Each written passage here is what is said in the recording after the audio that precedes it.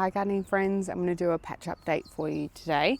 So my veggie patch is in my front yard because this is what gets the most amount of sun. My backyard's very shaded, so it probably only gets one spot gets maximum probably 4. Some areas probably get 2 or 1. So that's why I put my veggie patch in my front yard. The biggest issue that I've had with it in my front yard is that I put on grass, and I did put cardboard, probably not enough layers, so I am getting grass coming up through my beds. If you've got a wicking bed, that wouldn't be a problem. So yeah, I will take you through. I've noticed now that daylight savings has finished, and with winter, like my beds in summer would still be in full sun by 5:30, but by 2:30 at the moment, a couple of beds are already in shade, so I'm getting less sun. I'm probably getting maybe still like 6, but there's definitely less sun, which means that things can take a little bit longer to grow, and obviously with the soil being colder, things take longer to grow anyway.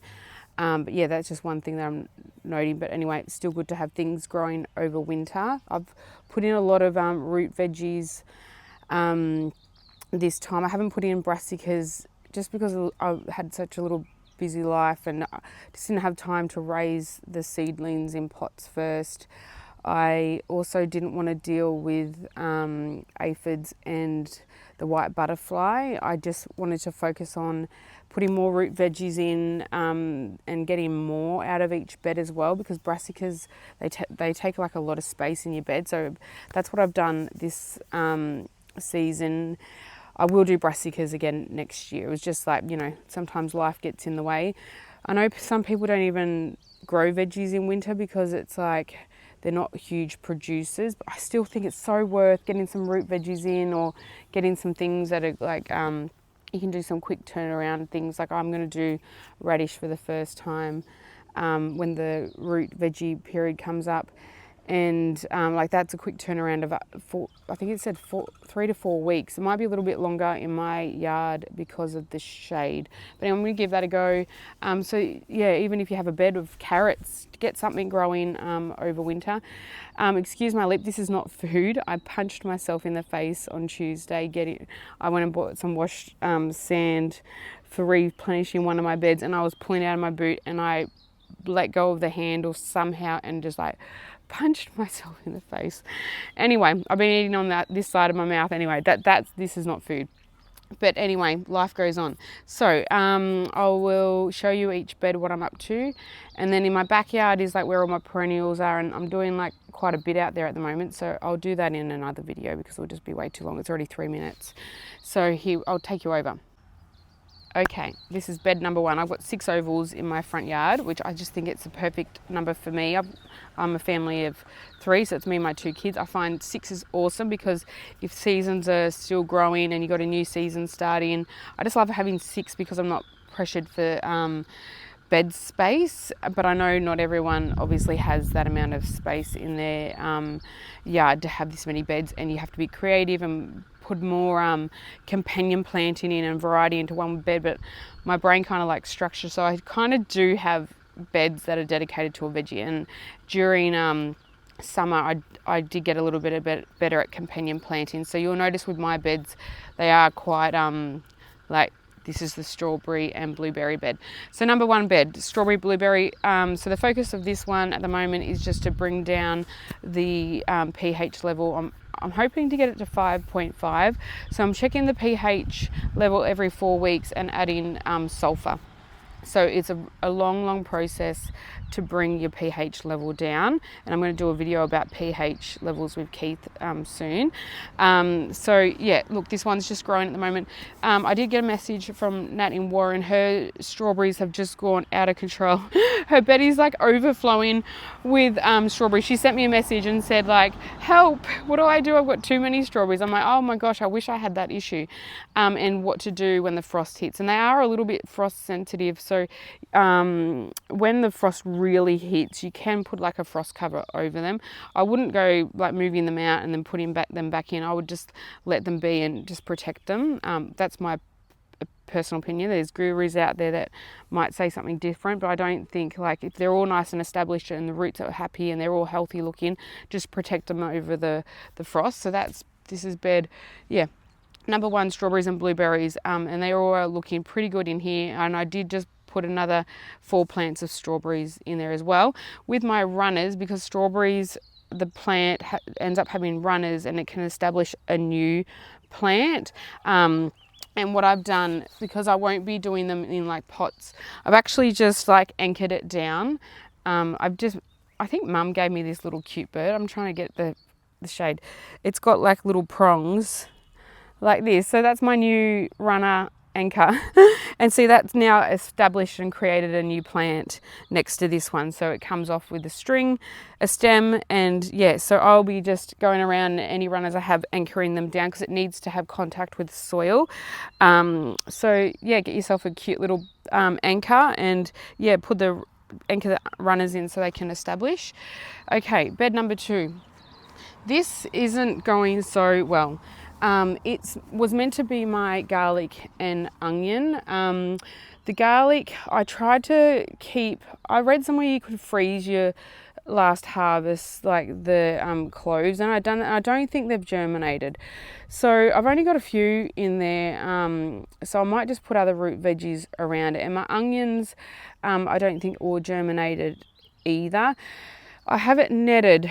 The issue is because I've also got snow peas growing, I try to have the net half over the bed, so the blackbirds still have gotten into my bed and torn it apart a little bit. So yes, I will put more seeds in. Basically, I'll just put more root seeds in and try and protect it as much as possible until the seedlings are really established, and then I'll take the net off. So yeah, you can see in here the garlic is growing. I did put swede in as well, first time growing that, and these cute little seedlings that are popping up.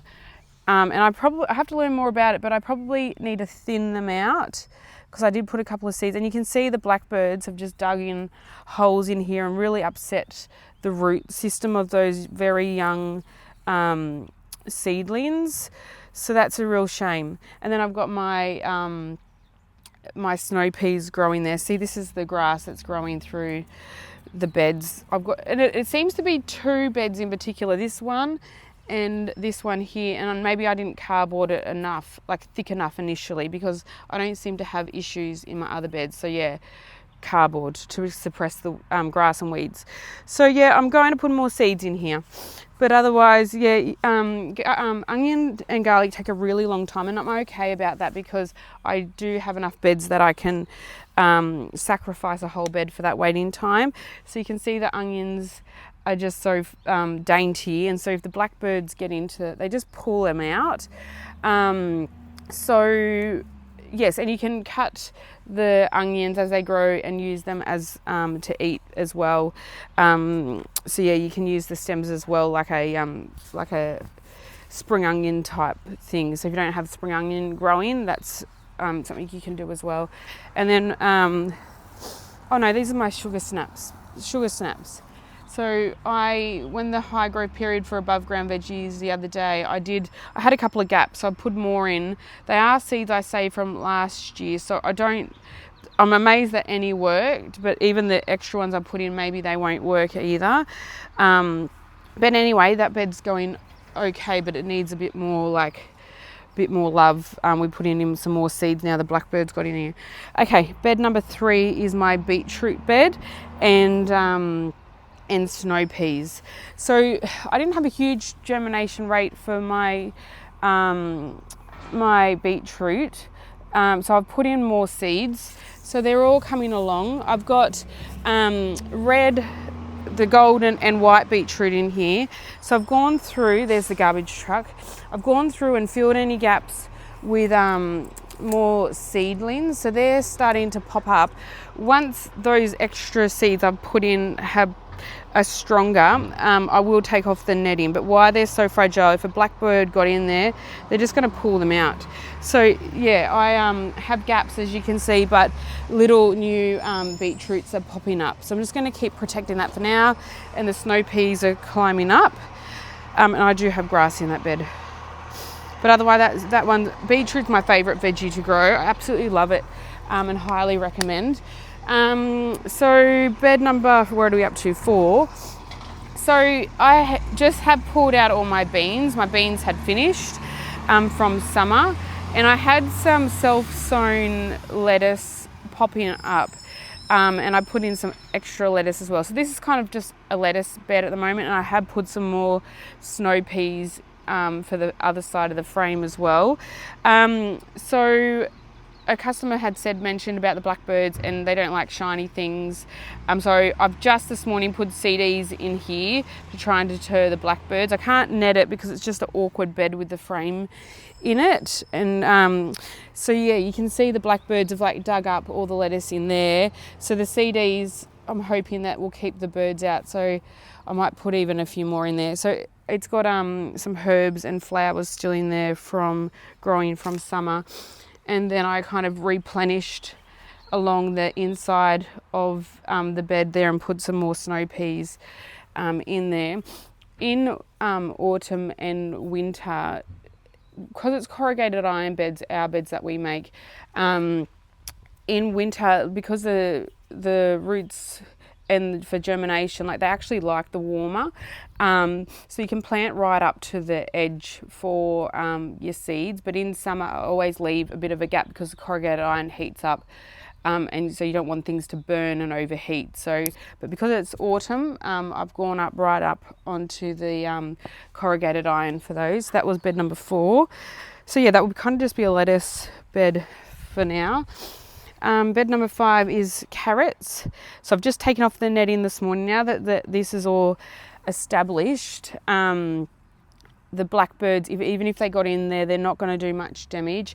And I did put some parsnip in some gaps I had as well, but I can't see that they've popped up. So yeah, carrot bed. Love having the carrot bed.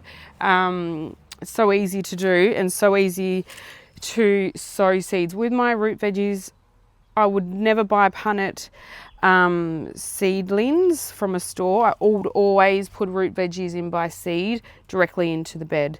And carrots, I just sprinkle them around basically and make sure that this soil's over the top. I don't, because my kids love helping me with those. Okay, number 6 bed is where my my eggplants are still growing. So these will grow up until the frost hits them, and then the frost will kill the plant. So I've got heaps growing. So what I've done with this bed, and hence my lip, I've replenished it with the washed sand. So I went and got some washed sand on Tuesday. That's when this happened.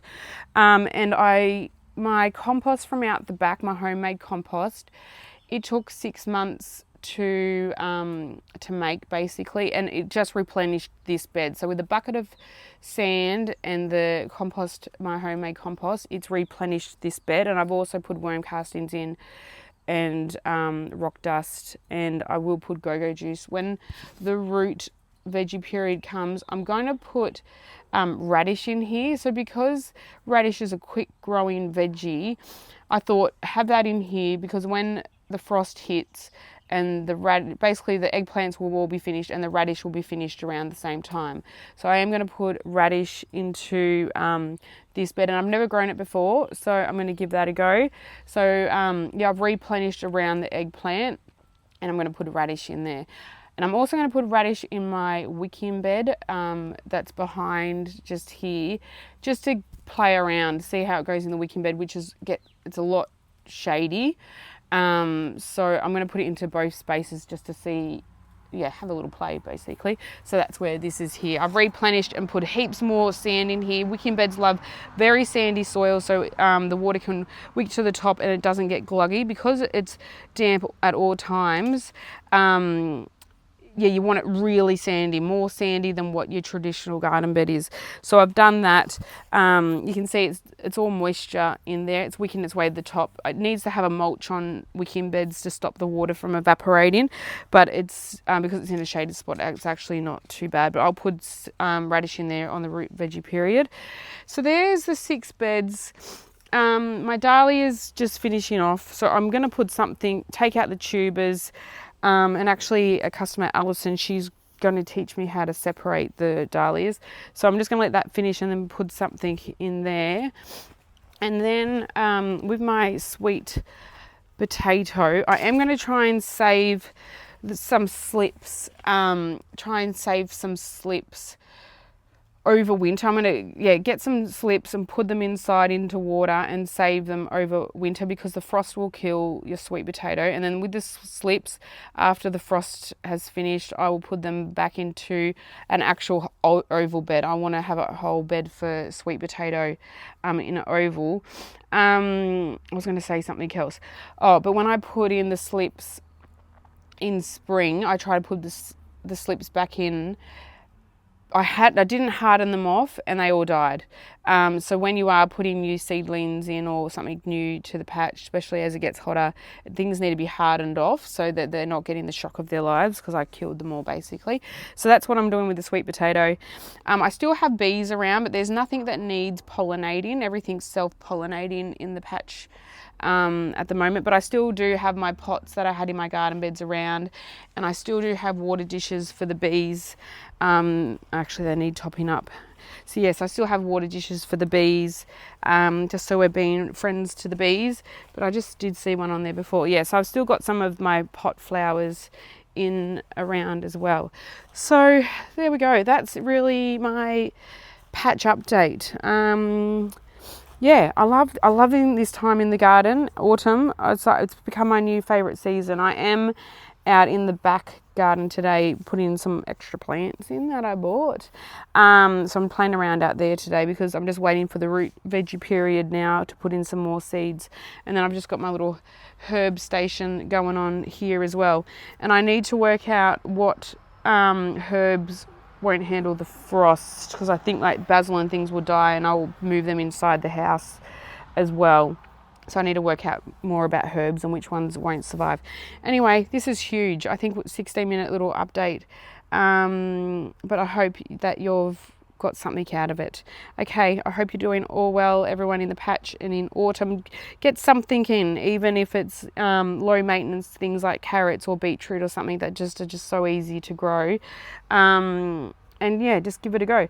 But otherwise, yeah, big love. And I will do a little backyard, I thought that was a blackbird, a backyard patch update, probably, don't know, I'll probably end up doing it next week. Anyway, big love to you all.